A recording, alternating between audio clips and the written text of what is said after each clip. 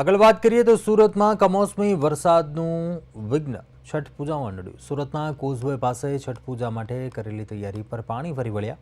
Singanpur વિયરકમ causeway ઉપર છઠ પૂજા નિમિત્તે તૈયારીઓ કરવામાં આવી હતી। ઉકાઈ ડેમમાંથી પાણી છોડાતા કોઝવેની સપાટી વધી હતી।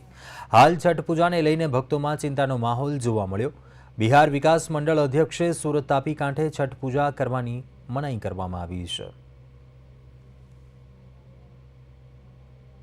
કમોસમી માવઠાની કમઠાણે જગતના તાતને તો રડાવ્યો છે, પરંતુ સુરતમાં જે પ્રમાણેના દ્રશ્યો એટલે કે છઠ પૂજા માટેનું આખું જે આયોજન કરવામાં આવ્યું હતું સિંગણપુરના કોઝવે ખાતે આ પ્રમાણે જોઈ શકાય છે કે લાંબી તૈયારી તડામાર તૈયારી કરી હતી અને તે મંડપો નાખ્યા હતા અને જે રીતની પૂજા માટેની જે ડેરીઓ બનાવવામાં આવી હતી તે પણ સંપૂર્ણ પાણીમાં ગરકાવ છે અને આ પ્રમાણે જોઈ શકાય છે કે ગળાડૂબ પાણી સુધીમાં અત્યારે બિહાર સમાજના લોકો છે તે અહીં અત્યારે હજુ પણ જે છઠ પૂજા આજનું જે મહત્વ છે અને તેને લઈને અત્યારે આ પ્રમાણે જે માવઠાનો કહેર છે તે અહીં પણ ત્રાટક્યો છે। आज किस तरह का पूजा रहेगा, क्योंकि बारिश की वजह से ये सब बुरा हो गया है, तो अब किस तरह की अभी पूजा करेंगे? ये तो देखिए श्रद्धा का पूजा है, लोग में जो उत्साह है वो तो उत्साह रहेगा, क्योंकि ये हमारे हिंदू धर्म का सबसे महान पूजा है।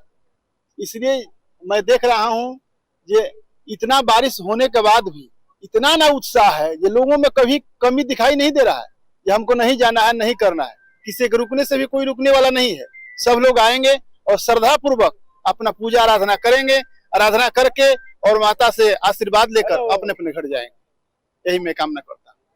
બિલકુલ, તો જે રીતે દ્રશ્ય જોઈ શકાય છે આ મુજબ કે પાણીમાં સંપૂર્ણ ગરકાવ છે તે થઈ શક્યો છે મંડપ સહિતના, પરંતુ જે છઠ પૂજાની જે આસ્થા હોય છે અને પૂજા કરવા માટેમાં તેમાં હજુ પણ આ રીતે જોઈ શકાય છે કે ફરીથી એકવાર જ્યારે પાણીમાં સમગ્ર ગરકાવ થયું છે ત્યારે ફરી એકવાર પૂજા માટેની જે તૈયારી કરી રહ્યા છે ત્યારે હવે અગર માવઠાનો માર અને પાણી ખાસ કરીને આ તાપી કિનારે વધુ ન આવે તો આજની પૂજા જે છઠની પૂજા છે તે કરવા માટે હજુ પણ અત્યારે સમાજના લોકો અને જે રીતે ઉપસ્થિત છે એટલે ઉત્સાહમાં કોઈ કમી નથી, પરંતુ માવઠાએ અહીંયા પણ છઠ પૂજાની પણ બાજી ચોક્કસ બગાડી છે।